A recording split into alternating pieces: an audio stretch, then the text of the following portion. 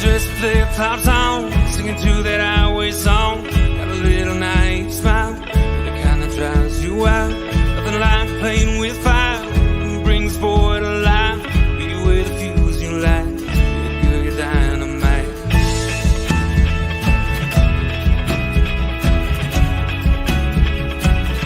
You made my day when you walked into town beside me, whispered with your eyes, let's go. You made me say, what's your name, girl, you're lonely. Can I call you if I ever go down this road? And I can't seem to find the thing I want.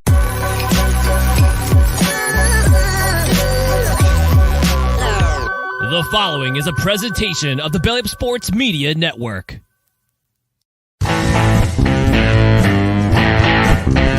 14:20 in the morning, 14 minutes and 20 seconds where the sports talk to get you through your daily commute. Hot takes, recaps, best bets, and a little humor to get your day going in the right direction. Sit back, grab your coffee, and let's get into it. All right, 14:20 in the morning, special Sunday morning edition for this 27th day of August 2023. Today's show, as always, brought to you by SeatGeek.com, the SeatGeek app. Use promo code 1420pod at SeatGeek.com today to save yourself $20 on your first purchase at SeatGeek. Remember, we are part of the Belly Up Media Network. Go to bellyupsports.com and check out all the great articles and other podcasts as well at bellyupsports.com. Thank you for everybody who takes the time out of their day, their busy schedules to listen to the 1420 podcast or to watch us on YouTube. We appreciate all the support we get on a daily basis from everybody who listens to us. We like I said, we greatly appreciate it. Anyways, the Little League World Series, it wraps up today in Williamsport, Pennsylvania at the Howard J. Lombardi Stadium. International champion Curacao is going to be facing off the U.S. champion, the El Segundo Little League from El Segundo, California. This afternoon, I think at 1 o'clock or 2 o'clock Mountain Standard Time. I'm not exactly sure what time it is. Check your local listings to find out what time it's at. But anyways, it's an event that I love. I've loved to watch this event ever since I was even old enough to play in the tournament back in 1980 to 82 was when I first started watching. So I wasn't even old enough to be playing in that. I was I think 86. I was eligible to be eligible like 86, eligible to be playing in the Little League tournament.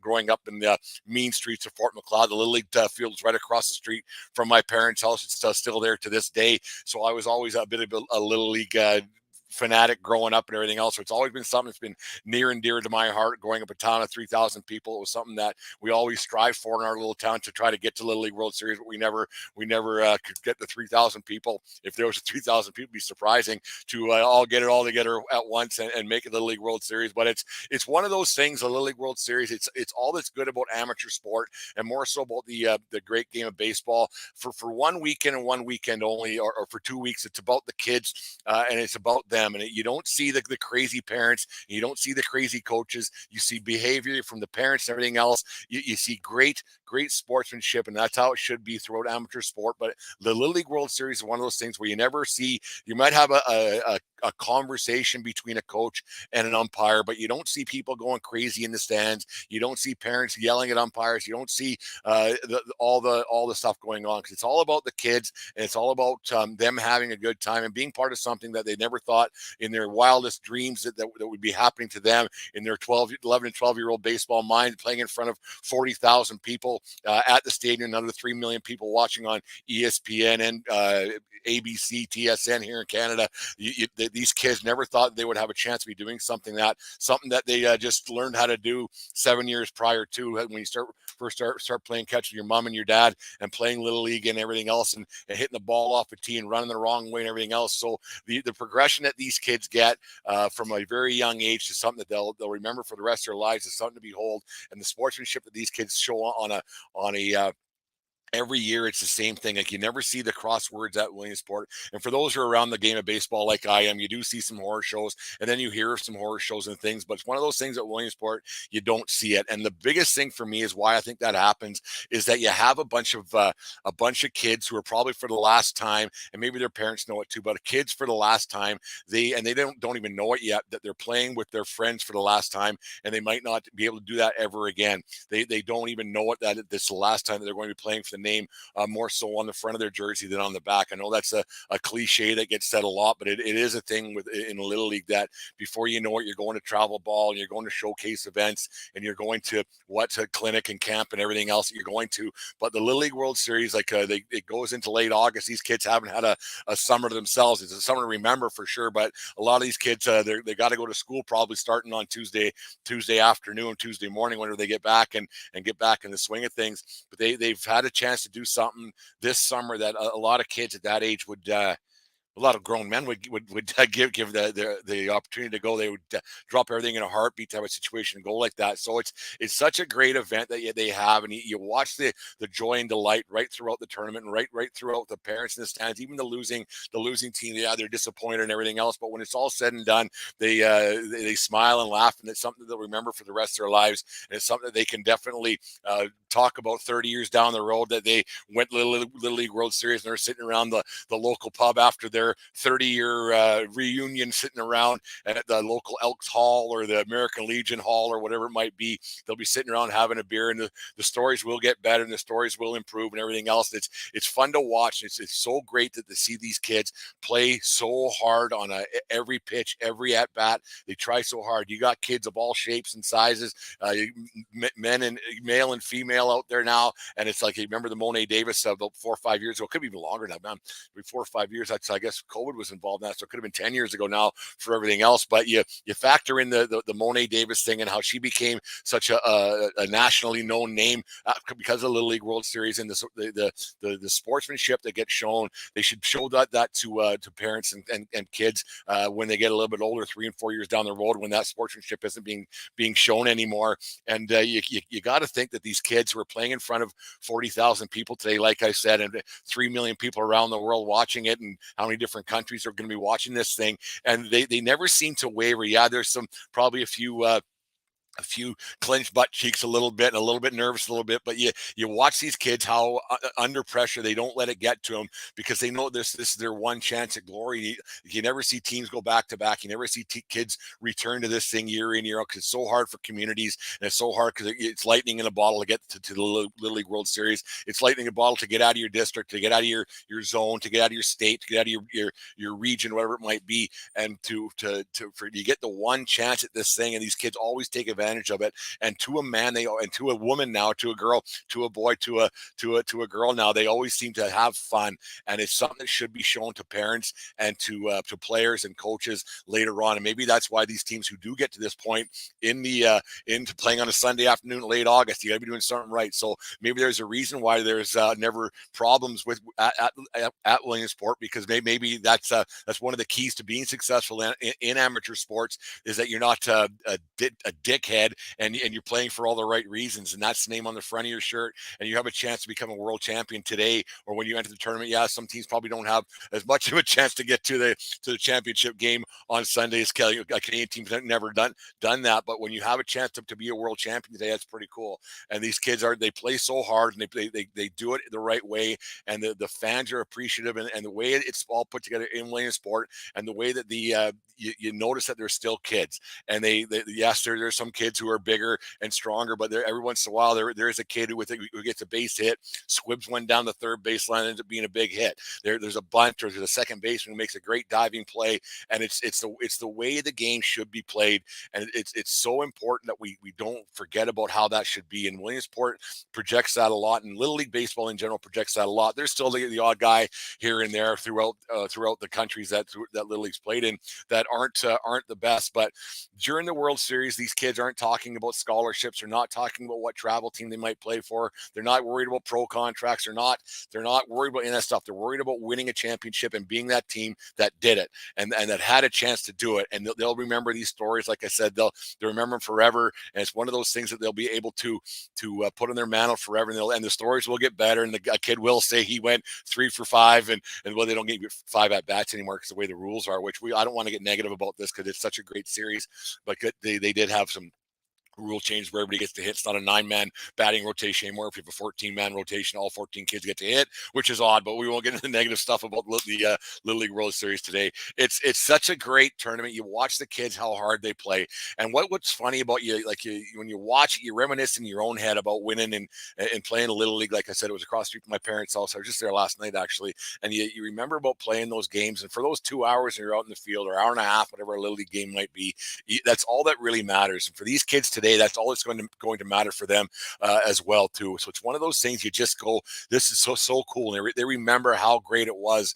And even when you win, yeah, it's great, it's fantastic. But an hour later, you're riding your bike around, you forgot about the game anyways. And when you lose, yeah, it sucks. But by the time it's over, you get an ice cream cone or a hot dog or whatever the concession, and you don't really care anymore. It seems like the parents care a lot more about the winning and losing things, and it kind of eats them later on. Like the kids will forget about it shortly thereafter. And the way that they play hard during that time frame, that's all that matters at that moment, and the joy and celebration they have. Like even yesterday, you're watching the semifinal games and the jubilation they got. Like tomorrow morning, tomorrow afternoon, we get a chance to be a world champion. And the teams that lost, yeah, they were upset, but they probably took some tears in the eyes and everything else. But those go away pretty quick, and the good memories and the friendships that they make at these tournaments, that's what matters. And parents got to start to realize that's actually what matters a lot more, not exit velocity and launch angle and swing path and everything else, and just competing for the name for your name and seeing what team you can go to. This is the last time you get to, and those are memories you remember forever about things about Little League, is you have a chance to play with your friends. And it's one of those things that Little League does, is that you're from a neighborhood or from a community or whatever it might be a small town, might be a large center, but it's still that large center. You still the community of that area, that they put an all-star team together, whatever it might be. And these kids they're their friends. They'll be in elementary school or junior high school or middle school come next week, and it's something that they'll talk about. But by Christmas, they'll forget about it a little bit. And a lot of these kids are going to move on to different organizations, play different baseball. But today, it's one of those things where one of these kids might become a world champion, and Williamsport does that. Will there be a 1982? What was the kid's name? I have it written. Cody. What the heck was his name? Cody Webster. He got a 2-hitter. He hit a home run, and the Kirkland Little League shocked Taiwan that day in a 6-0 victory. Everybody was thinking about that Taiwan was going to smoke this team from Kirkland, Washington, but they didn't. And they, if you watch the 30 for 30 on that, and I watched it a number of times, how people kept coming to Williamsport to keep watching the game, how the hillside that we've all seen where the kids, they slide down on their cardboard carpets, and all of a sudden the place is packed watching this Kirkland, Washington team, the little team that could beat this Taiwan powerhouse that nobody thought they were going to lose the game. They thought that team could beat anybody, and it turns out it didn't happen. Will there be will Curacao today, will they get their second world championship? They won the last time in 2004. Will there be, how many people in Curacao actually play baseball? Like how big is Curacao really? I don't even know. So like they have a chance to repeat history today and have one of those things. There's guys from Curacao playing in the major leagues now, so it's a little stepping stone. Like not many guys who played in the Little League World Series have made it to the big leagues. It's only a handful. Todd Frazier's the one. You hear of East Tom's, New Jersey. He was a kid standing with Jeter later on in 1996 or 97, whatever it was.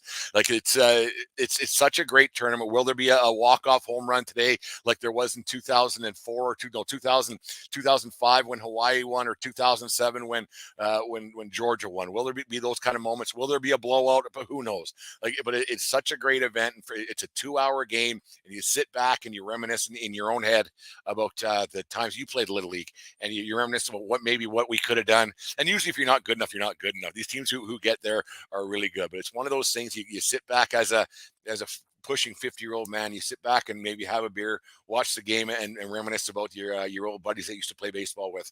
And I think that's the biggest thing. It's all about your friendships that you make and the fun that you have, and the different emotions that go through the mind watching Little League baseball. And when kids play it, it's when it's done the right way, it's probably the greatest game in the world, in my opinion. The way the kids are out there, and a lot of times they're catching butterflies, not really paying attention. And Little League baseball gives kids that opportunity to not have to worry about all the rest of the stuff, all the scholarships and travel ball and exit velo and stuff. And you're just hoping and praying that your kid has a chance. And if you look at the parents up in the stands, that's the ones that I laugh at a lot. lot is when they have their hand over their mouth because they don't want their kid to fail. And I don't even think they want their kid to succeed as much as they don't want their kid to fail, if that makes any sense. How the nervousness that the parents have compared to the coolness of how the kids are, and the kid's up there swinging his bat. He's 5'6", maybe 100 pounds, and he's doing his all. He's got his big Easton bat on, brand new batting gloves and helmet and the whole bit, and the face paint for the eye black and the whole bit, and they're just having a great time, and they don't even know what's going on, the big picture of things. When there's 3 million people watching you play baseball at the age of 12, that's pretty cool.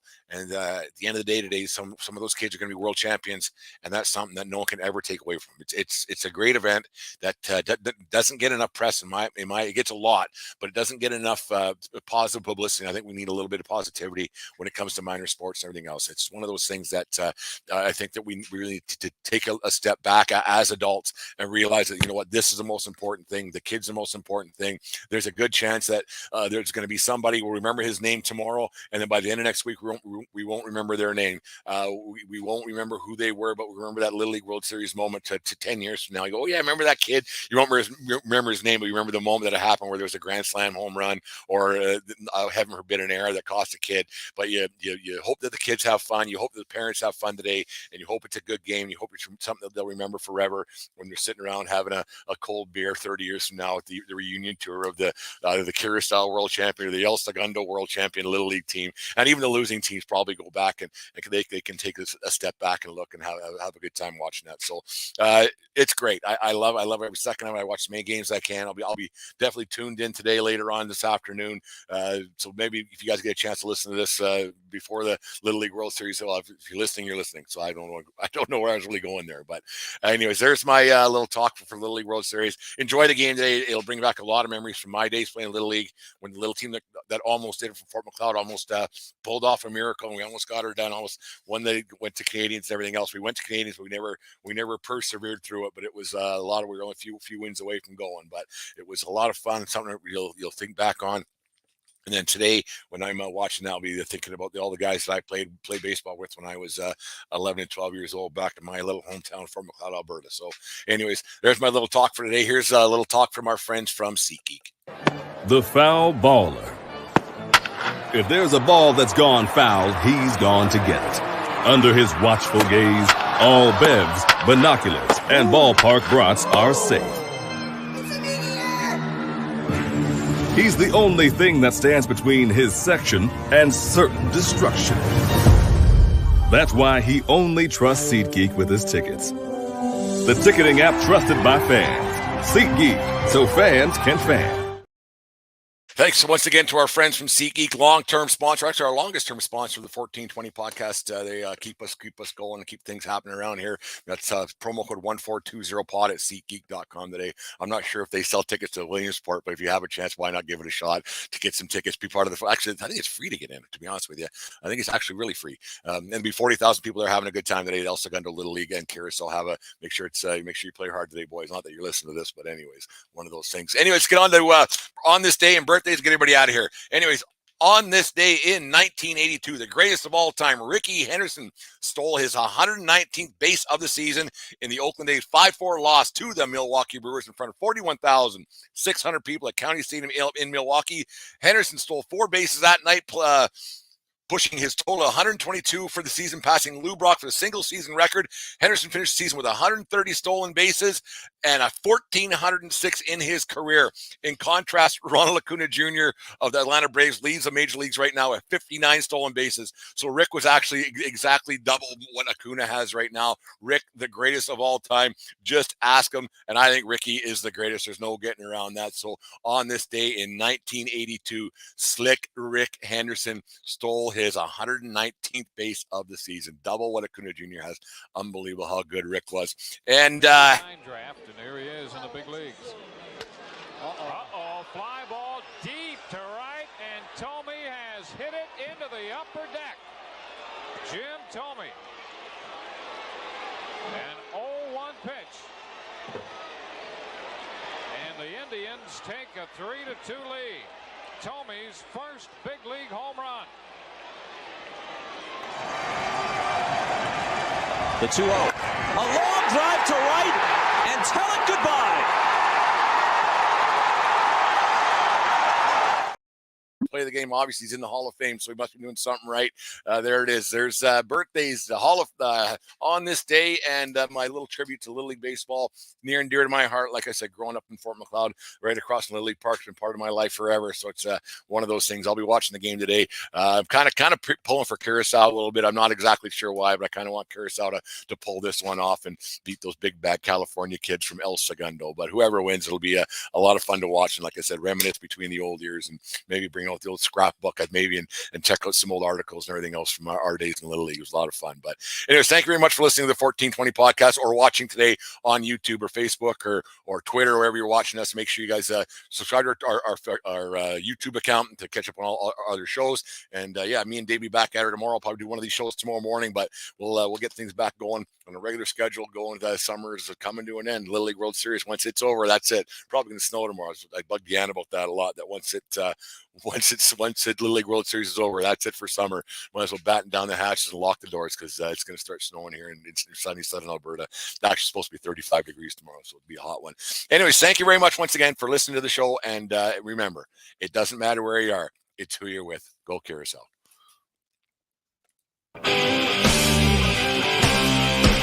Take me out to the ball game. Take me out with the crowd.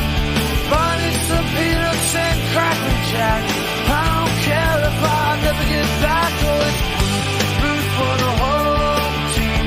They don't win, it's a shame. Now it's 1, 2, 3 strikes. You're out at the old ball game.